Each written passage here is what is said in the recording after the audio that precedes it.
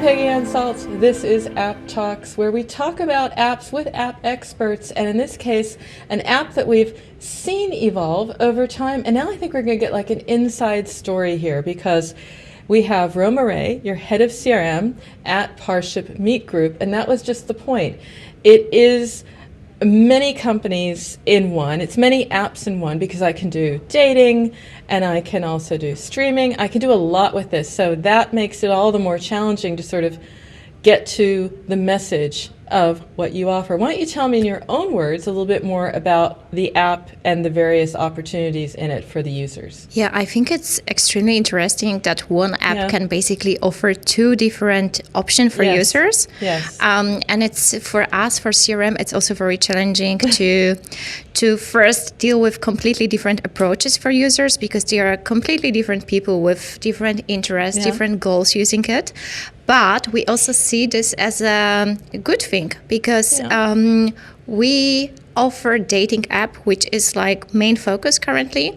But some of the users, either they lose interest or they change their focus, or they maybe found someone. Yeah. And for other dating apps, what can you do? You just delete the app, and then you don't interact with it anymore. That's true. You have different phases of relationships. Exactly. And even a little bit of cross-pollination, because, I mean, honestly, what relationships are for always, Eternity is a long time.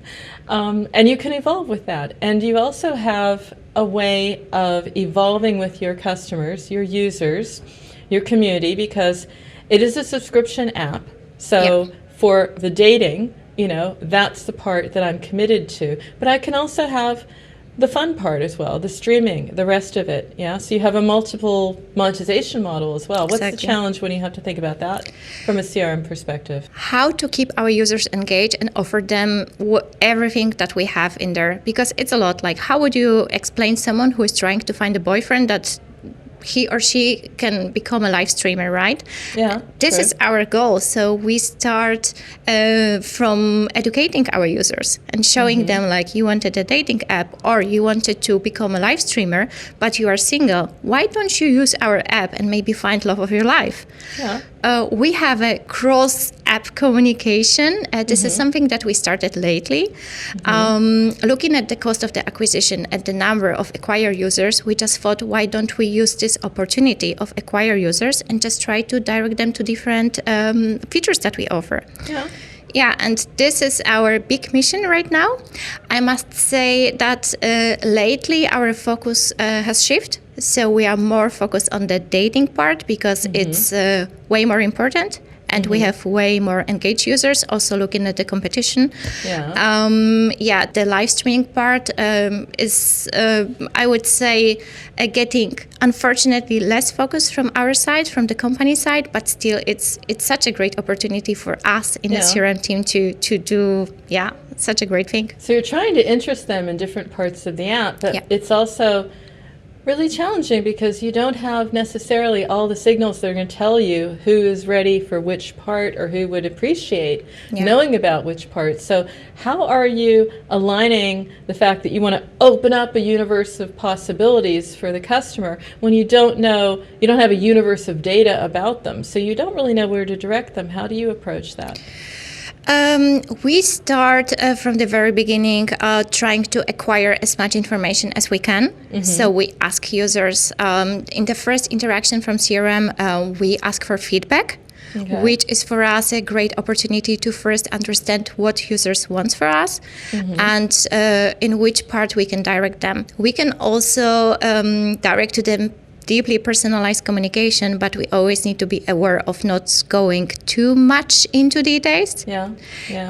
So based on that, we have in our database selection for two different splits in the app, and then we still try to convince users to go for the other one and see if they have interest. If they don't, it's completely fine. Like it's like you go to buy shoes, but we offer you also grocery shopping. But it might be that you just wanted to buy bread, not like new sneakers, right? And you need to understand it and you need to accept it. You need to understand what's possible. I think that probably customers, users also appreciate that, because they might come in not knowing all the different possibilities. And let's face it, streaming is a great way to connect. There's a community of streamers. Yes. Yeah. Yes. And it's a different way. It's like dating is saying, I'm looking for someone, whereas streaming is like, I'm presenting myself, but you don't have to really ask about dating. So it's a different way to approach it. And they're both very similar. The communications for both are, however, quite different, right? They're going to be segmented, or are they running down similar paths in the user journey? It's completely different. Completely different. Yeah, Okay. because the communication for dating app it's such a sensitive and emotional topic. So you always need to think about people who might feel completely lonely, and they might have a feeling that I'm the only one who can't find love. So we, from our side, try to make sure that they feel self-confident, that they feel that they belong to the community. For the live streaming, I think they mostly know what they want. They want to either watch streams and have fun, or they want to learn how to become streamers. Okay. The funny thing that is happening for us lately, successful couples who met through Lovoo are becoming streamers. Oh. Yeah, and then they share their stories. They make funny things. They give dating tips to other people. So basically, Cool. they created another. They do your marketing for you. Yeah, Cool. kind of. Yeah. And it's interesting that they have different communication, because it makes sense. They come with different intent. But then you in CRM, that either means that you do those journeys, you build those journeys completely differently, or you might be getting a little bit of help here and there from CRM or similar tools. So how do you, your team and the work, you have to scale to that. There's two different journeys. They need to be supported. They need to be interesting, maybe supported by content or made interesting and up to date, always fresh content, right? Yeah. Always fresh content. Yeah. How do you approach that? What do you use to maybe a couple of shortcuts? Yes, so in our CRM tool, we have a possibility to create completely two different journeys, as I mentioned. And I have created the team the way that there is one part of my team focused on the video section and one part on the dating section. Okay. So, of course, we have exchange. And if there is any common topic, like, I don't know, Valentine's Day or Christmas time, we can kind of use the same content. But most of the time, within one team, I have kind of two teams. Okay. And within one app, I have kind of two apps to manage. And we have exchanges, and we talk about adaptation of our content of different offers that we have. And we try to make it as possible, as easy as we can, but still it has to be kind of two completely different CRM channels, two completely different CRM teams. Well, there might be some AI tools coming that will help, at least in the sizing even. Yeah. Let's be honest. That's drudge work. Give that to the AI. The creative work, that's human. That's exciting. What do you do in creatives that maybe you've learned some lessons there that you could share? Because that has to connect, that has to resonate, and there's infinite ways of approaching it, infinite ways of testing it, and you never are done. So first, the AI, it's a huge topic that we want to start deeper in 2025, because we also see that creating content, a lot of content, it's taken a lot of time, and we need to make translation because we are an international app. True. And we thought that since our CRM tool, it's connected to AI, we could also generate unique content for every user based on that without spending a lot of time, as it is right now. Yes. About things that we do to engage with users and new things that we are testing, it's a gamification. Oh. Nothing new probably in the CRM world, something new for us. Yeah. We were trying this lately, and we put small puzzles. So it was the logo of our company, and users really, they really, by touching the screen, they were able to make the logo. And after that, Interesting. Yeah, and after that, they were seeing an extra offer that we prepare for them. Other thing that we do, and I think it was very exciting for us to create it and also for users, we created for Halloween a pumpkin hunt campaign with a liquid logic. So users were going to the app and hidden objects are cool. Yeah, absolutely. And then the most time they spent in the app, they were seeing different objects. They were seeing small games. They were seeing different offers, and it was great. And it showed us really, really good results. So we want to do it more often, not only for Halloween. That's interesting because I do a lot in gaming as well, and I was interviewing the company Solston, and it stuck with me. It's like, how I play is who I am. Yeah. So you're actually getting a lot of insights in the play, in the gameplay. You know, how do they play? Is someone staying in there and wants to complete it? Maybe that's a very determined person, so they're going to date in a different way. I mean, seriously, there's a ton that you can get from it, alone from the fun. And I am engaging with the app, but you're also learning with the user, and maybe that can funnel back into the product and a better dating experience. Who knows? Yeah, exactly. We like some of the members in my team are really into gaming.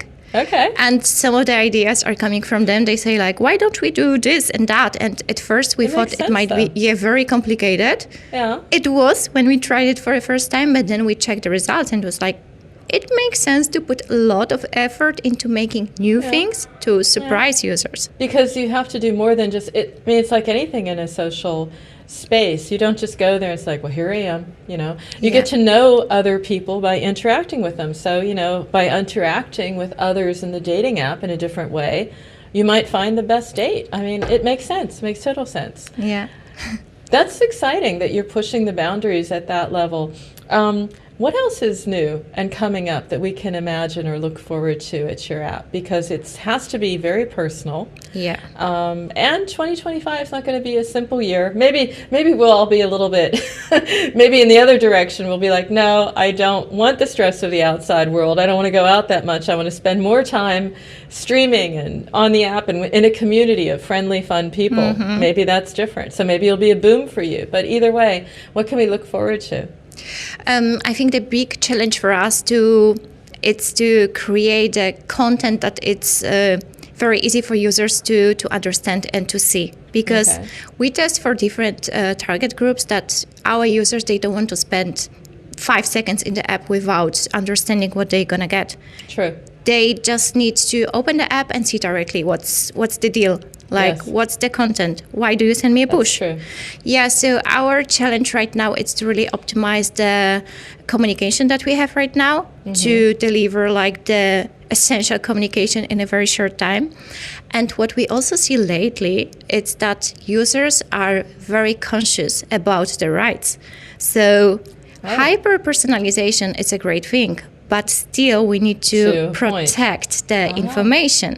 Yeah. So it's very challenging, and we need to find a balance because it should co-work, and we should put users into the center and put some empathy behind this to understand that would I like to get such information? Is it not too much, too creepy kind of? So finding the balance in 2025 is a big challenge for us. Well, we left with a challenge. I want to leave people with a piece of advice because you gave a great talk about keeping users engaged, keeping them in the app, keeping them in the journey. So your action item, based on your experience and your talks, what would you say marketers could do or should do going ahead if they want to keep users in their app? I think test a lot and see what really your users are looking for, because for different industry, for different app, it can be completely different. So test without limits. Okay. Well, you're a woman without limits. I can see that. I can see that, Roma. It was a delight to get to know you spontaneously. Never met you before. Love your app. Loved the company. Have been following it for quite some while. And now I know why it is such a hit, because you're behind it. Thanks so much. Thank you.